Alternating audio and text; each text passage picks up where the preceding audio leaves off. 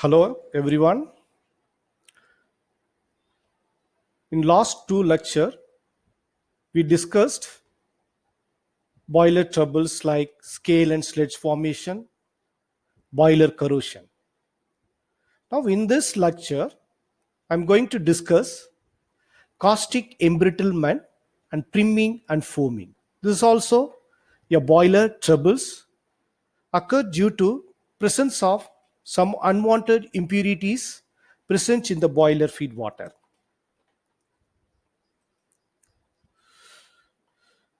So these all are the boiler troubles. I can refresh once again: scale and sledge formation, boiler corrosion, caustic embrittlement, priming, and foaming. So in this lecture, the caustic embrittlement and priming and foaming can be discussed. What is meant by caustic embrittlement means the attack of sodium hydroxide on the boiler metal and leads to cracking and brittling of the boiler metal. That is called as caustic embrittlement. So boiler water usually contains a certain portion of sodium carbonate. It can be added for water softening purposes. So in high pressure boilers, this sodium carbonate decomposes to give sodium hydroxide and carbon dioxide. So these sodium hydroxides are high alkalinity. It is called as caustic soda. So this sodium hydroxide slowly penetrate the minute capillary air gaps or holes of the boiler metal.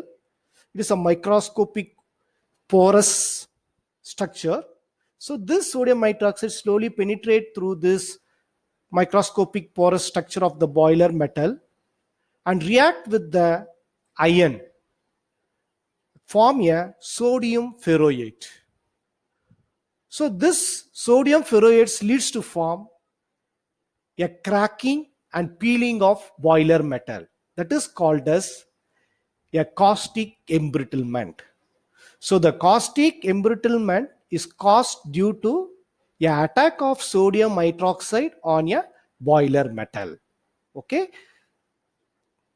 How to prevent this caustic embrittlement means it can be prevented by adding sodium sulfate or sodium phosphate as a softening agent instead of sodium carbonates.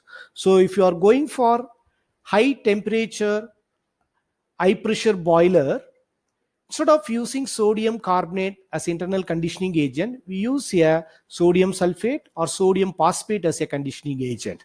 By this way, we can prevent the caustic embrittlement, or by adding a tannin, lignin, is some chemical additives to the boiler water which blocks the microscopic air cracks of the boiler metal. So it prevents penetrating of sodium hydroxide into the air cracking, so the caustic embrittlement can be prevented. And also by adjusting the pH of the boiler feed water between 8 to 9, we can prevent the caustic embrittlement.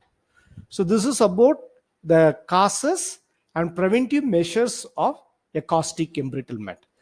So how to define caustic embrittlement means a caustic embrittlement is a type of boiler corrosion occur due to sodium hydroxide. So if a sodium hydroxide is present in the boiler water, that sodium hydroxide slowly flows into the minute air crackings of the boiler metal, and it can react with the boiler metal and convert iron of the boiler metal into a sodium ferroate. Okay, this is the called as caustic embrittlement.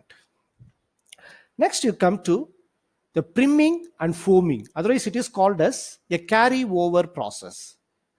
Priming is nothing but a formation of wet steam along with the steam during boiling operation. So during boiler operation, A steam can be generated along with the water vapor. A water droplets is also carry over. That process is referred as priming.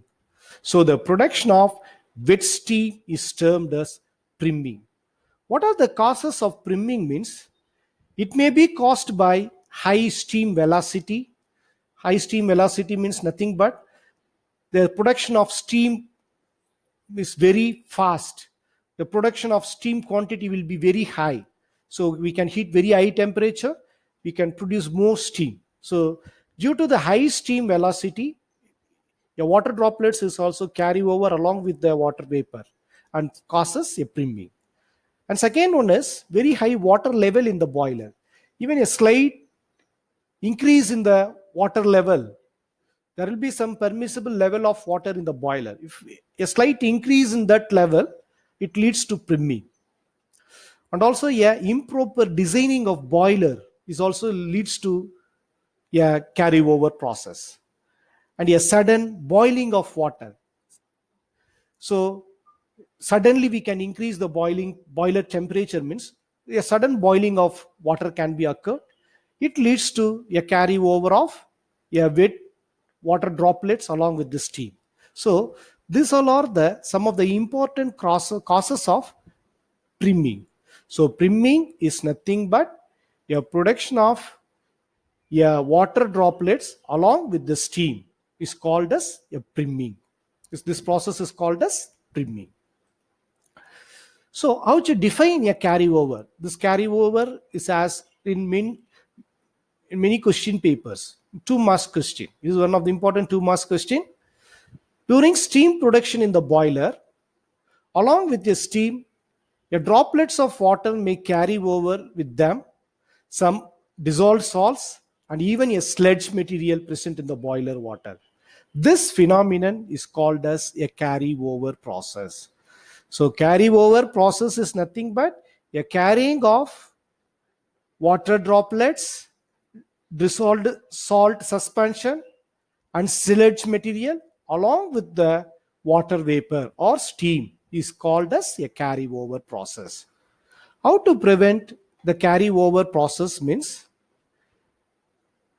the carryover, that is priming, can be controlled by controlling the velocity of the steam, keeping the water level lower, and a good boiler designing that will control the carryover process. So the control of steam velocity means we can constantly heat the boiler. So the steam generation will be constant, uniform. So it can avoid a carryover process. So these all are the method of preventing the carryover process. Next you come to foaming. What is foaming means? A constant bubbling on the surface of the water is called as foaming. These bubbles are carried along with steam, leads to excessive priming. So foaming is nothing but a stable bubbles formed on the surface of the water on the boiler is called as foaming.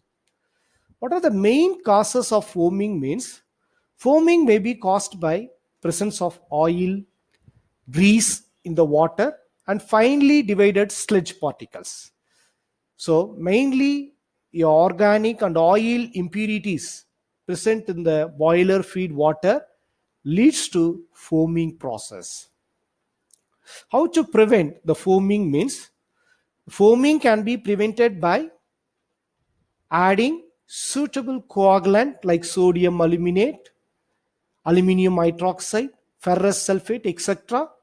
These coagulants to coagulate the unsettled fine organic particles, and then through blowdown operation we can remove this precipitate.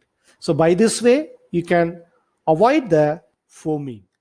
And also by adding anti-foaming chemical such as oils, vegetable oils like castor oil and synthetic polyamides. By adding this substance, chemical substance, it can prevent the formation of foaming on the surface of the boiler water.